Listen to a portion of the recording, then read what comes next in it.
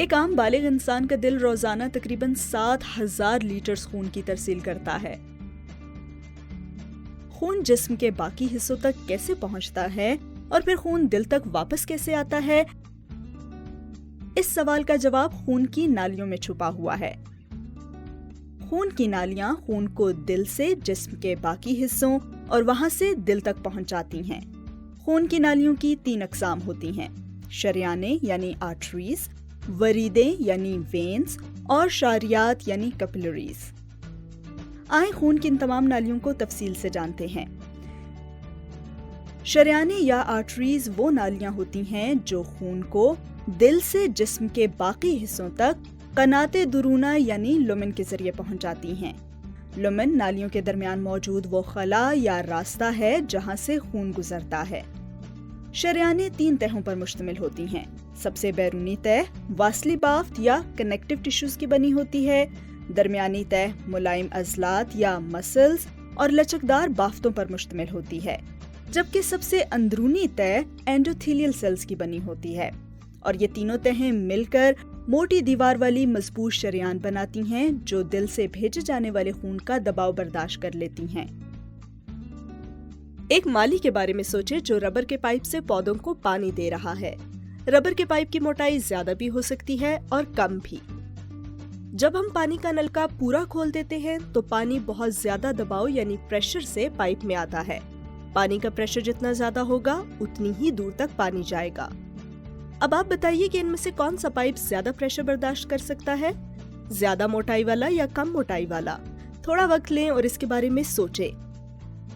پہلا والا پائپ زیادہ پریشر برداشت کر سکتا ہے کیونکہ اس کی موٹائی زیادہ ہے، جبکہ دوسرا والا پائپ پتلا ہونے کی وجہ سے زیادہ دباؤ برداشت نہیں کر سکتا اور بالآخر پھٹ کر لیک ہو سکتا ہے۔ اور بالکل ایسے ہی چونکہ دل کو خون کی ترسیل تمام جسم میں کرنی پڑتی ہے، اس لیے دل خون کو اضافی دباؤ کے ساتھ بھیجتا ہے تاکہ یہ جسم کے ہر ایک حصے میں پہنچ سکے، اور اس اضافی دباؤ کو سہنے کے لیے شریانوں کی دیوار کا موٹا ہونا بہت ضروری ہے۔ جیسے ہی خون جسم کے کسی عضو میں پہنچتا ہے، خون کی شریانیں مزید چھوٹی اور باریک نالیوں میں تقسیم ہو جاتی ہیں جنہیں آرٹریولز کہتے ہیں۔ یہ آرٹریولز مزید باریک شاریات یا کیپلریز میں تقسیم ہو جاتی ہیں۔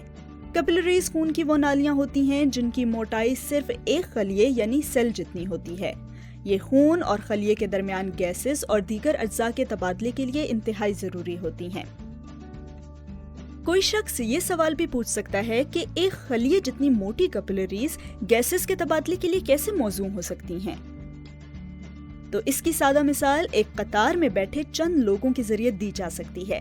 ایک ساتھ بیٹھے ہوئے افراد کو سامان یا اشیاء کے تبادلے میں آسانی ہوگی۔ البتہ قطار کے ایک سرے پر بیٹھے ہوئے شخص کو قطار کے دوسرے کونے پر بیٹھے شخص کو کوئی چیز دینی ہو تو انہیں چند قدم چلنے کے ساتھ کچھ مزید اضافی وقت بھی درکار ہوگا۔ اسی طرح 2 متصل خلیوں میں اشیاء کا تبادلہ بھی آسان ہوگا۔ کیپلریز میں خون کا ہر سرخ خلیہ یعنی ریڈ بلڈ سیل کسی عضو یعنی آرگن کے خلیے سے براہ راست منسلک ہو جائے گا۔ یوں اس عضو کے خلیوں کے لیے خون کے سرخ خلیے سے کاربن ڈائی آکسائیڈ کے بدلے آکسیجن حاصل کرنا زیادہ آسان ہوگا۔ کیپلریز ایک دوسرے سے منسلک ہو کر خون کی خاص نالیاں بناتی ہیں جنہیں وینیولز کہتے ہیں۔ یہ نالیاں مزید مل کر ورید یا وینز کی شکل اختیار کر لیتے ہیں۔ ورید کی ذمہ داری ہوتی ہے کہ وہ آکسیجن پہنچا کر کاربن ڈائی آکسائیڈ والا یعنی بغیر آکسیجن کا خون جسم کے مختلف حصوں سے دوبارہ دل تک پہنچائے۔